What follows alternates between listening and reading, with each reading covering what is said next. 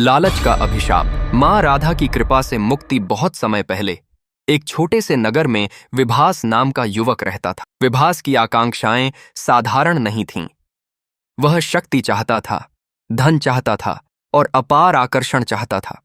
पर सच तो यह था कि उसका शरीर दुर्बल था, स्वर मधुर नहीं था और स्वभाव में कई कमियां थीं। उसके भीतर एक छटपटाहट थी, मुझे विशेष बनना है, सबसे ऊपर उठना है। लेकिन उसे यह आभास नहीं था कि ये इच्छाएं वास्तव में उसके भीतर छिपी नकारात्मक शक्तियों की उपज थीं, जो पूर्व जन्मों के दोष, अपूर्णताओं और लालच से जमी हुई थीं। एक दिन विभास ने एक संत गुरु से प्रार्थना की, मुझे शक्ति दो, मुझे सिद्धियां चाहिए। संत गुरु ने गंभीर होकर कहा, बेटा, शक्ति पाने का मार्ग सेवा, तपस्या और निष्काम प्रेम का है। यदि तू लालच से चलेगा तो शक्ति तुझे बंधन में डाल देगी। परंतु विभास का मन अंधा हो चुका था।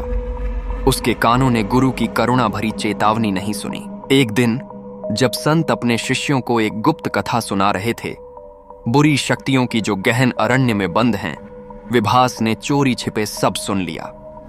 उसके भीतर का लालच और भड़क उठा। वह सोचने लगा, अगर मैं उन शक्तियों को साध लूं तो बिना मेहनत किए महान बन जाऊंगा। अंधेरी रात में वह अकेला ही गहन जंगल के उस अघोर मढ़ा में पहुंचा, जहां बंधी थी प्राचीन बुरी शक्तियां। वातावरण भयावह था। चारों ओर सूखे पेड़, फटी हुई जमीन और हवाओं में कराहती आवाजें थीं। विभास ने वही गुप्त साधना शुरू कर दी जिसके बारे में उसने संतों से चोरी से सुना था। जैसे ही मंत्र पूरे हुए, गुफा की दीवारों से विकराल आकृतियां निकलीं। बिना सिर के शरीर, सूखे चेहरे और रक्त रंजित आंखों वाली छायाएं। वे दहाड़ती हुई विभास के चारों ओर घूमने लगीं। उनका स्वर गरजा, तूने हमें जगाया, अब तू हमारे साथ रहेगा सदा के लिए।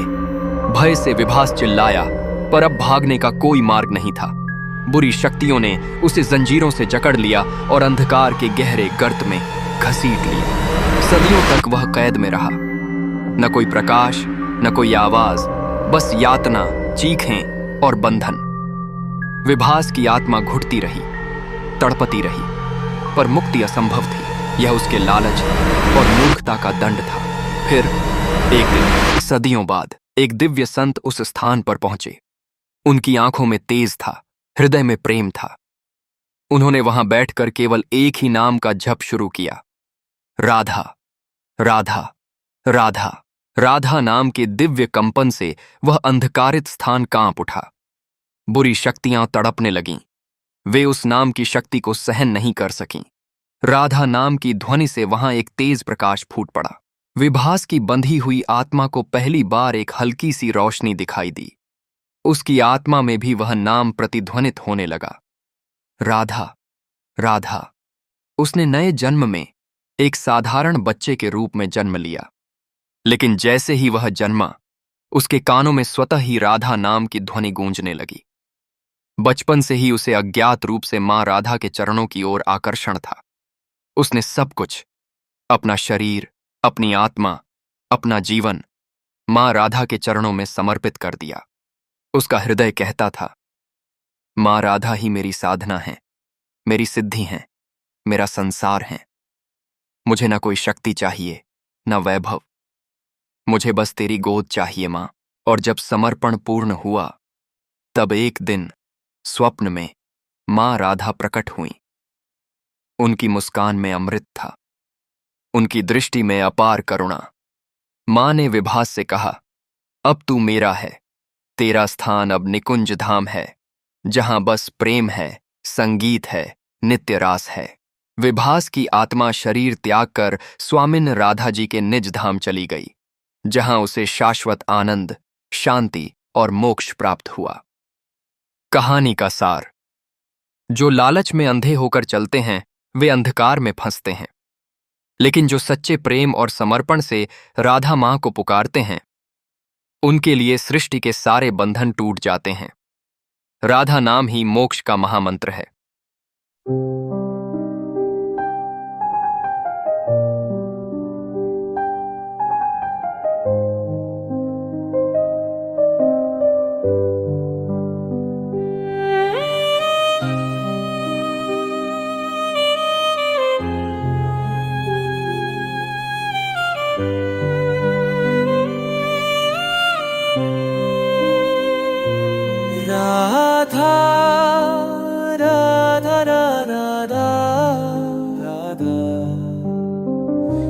जो पुकारे तेरे दास रे, दास रे, आजा करे उद्धार रे, उद्धार रे। राधा नाम की शरण में छोड़ दिया ये अभिमान, तेरे चरणों में श्री राधा पाया प्रेम पहचान। राधे राधे राधे राधा थे, राधा राधा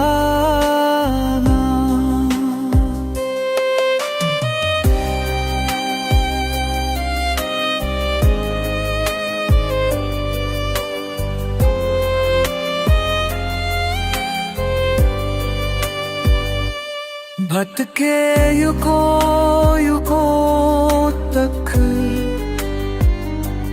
माया के अंधकार में, तेरी करुणा ने श्री राधा निकाला इस जंजाल से। राधे राधे राधा थे, राधा राधा न शक्ति न सिद्धि चाहिए, न जग का कोई मान, पहचान झूठी छूटा अभिमान। बस तेरी गोदी में श्री राधे, बस तेरा ही ध्यान रहे, नाम रहे चाहे प्राहे पर रहे, पर तेरा नाम अंत तक याद रहे। राधे राधे राधे राधे राधा राना, कुंज उपवन में राधे राधे, तेरा ही वास जहाँ सदा रहे,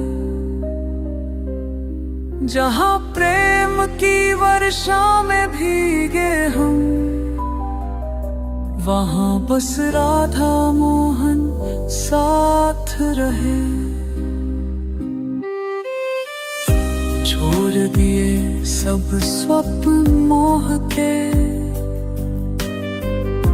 करा दिया समर्पण तूने, तेरी कृपा से पार हुए राधा, तेरी चरण दासी हुए।